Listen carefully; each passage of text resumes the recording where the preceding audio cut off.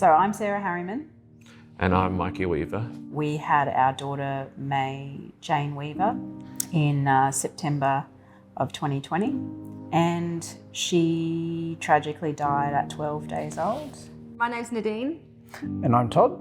And we're the parents of Carter James Robinson, who was stillborn on the 19th of April 2021. We were 36 weeks pregnant with Carter, a normal, carefree, essentially, pregnancy, and his heart just stopped beating. My name is Rachel and I am mum to Eva. She was born prematurely at just under 24 weeks and she died when she was 8 days old.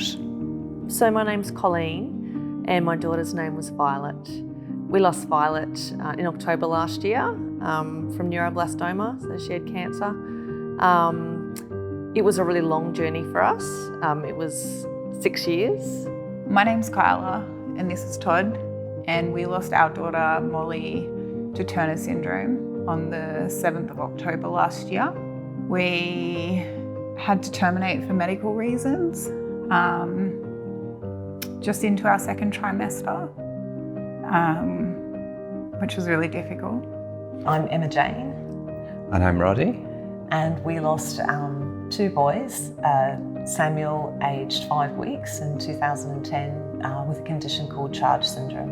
And then 2 years later, we lost our son Ben when he was 6 years of age, 5 months after he was diagnosed with a brain tumour.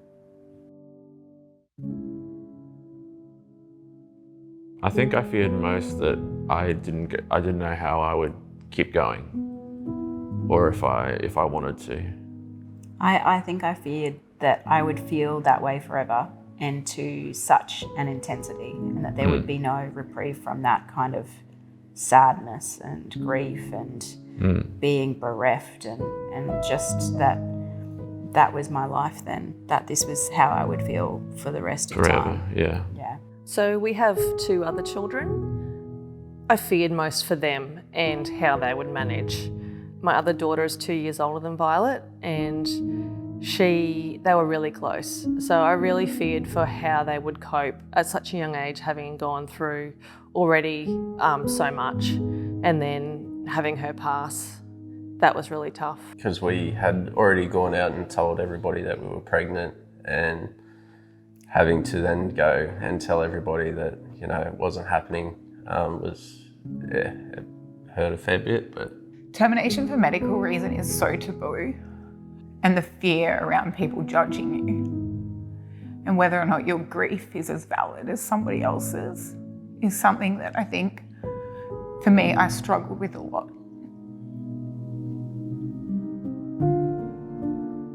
I mean, obviously he was born sleeping, so we didn't have any minutes with him, to see his little eyes or a cry, or but certainly if I had one more minute just as he was, more skin to skin, I'll take any more minutes of skin to skin.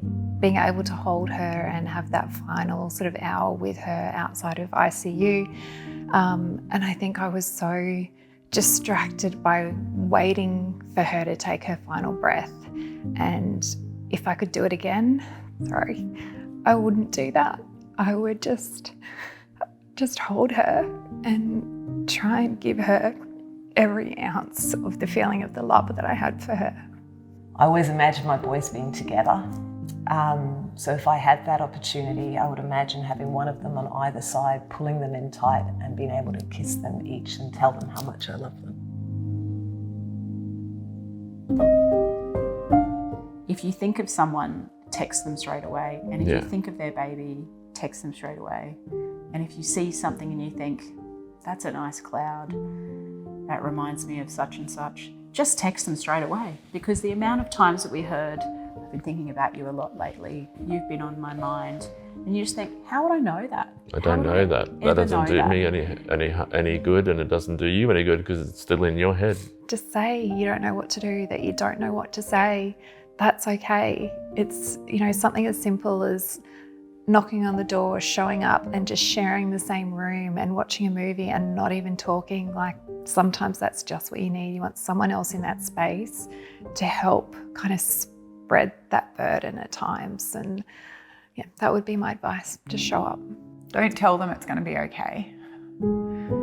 Just love them and just respect their boundaries and let them know you're there without actually being physically right there at all times.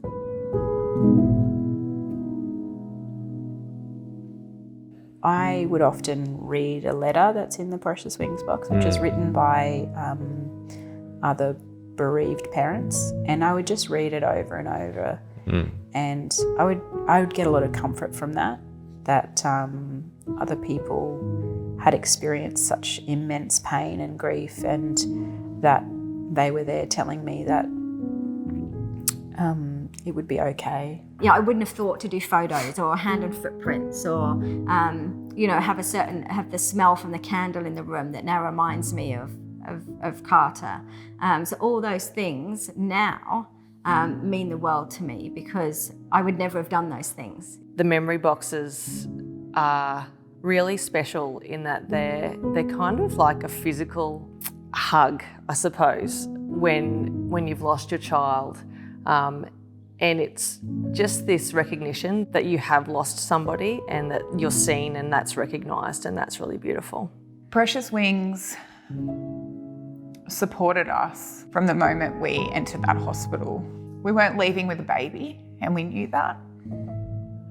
I never thought that I would have any memories of Molly that weren't on my phone or in my head. Leaving there with a physical box meant that I had something.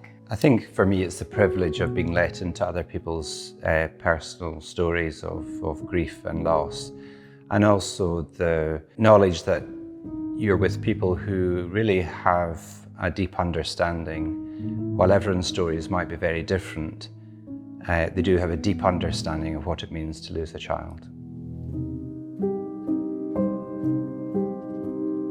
I mean, do you want to tell the honest answer to that? Yeah, wine. So wine. Wine.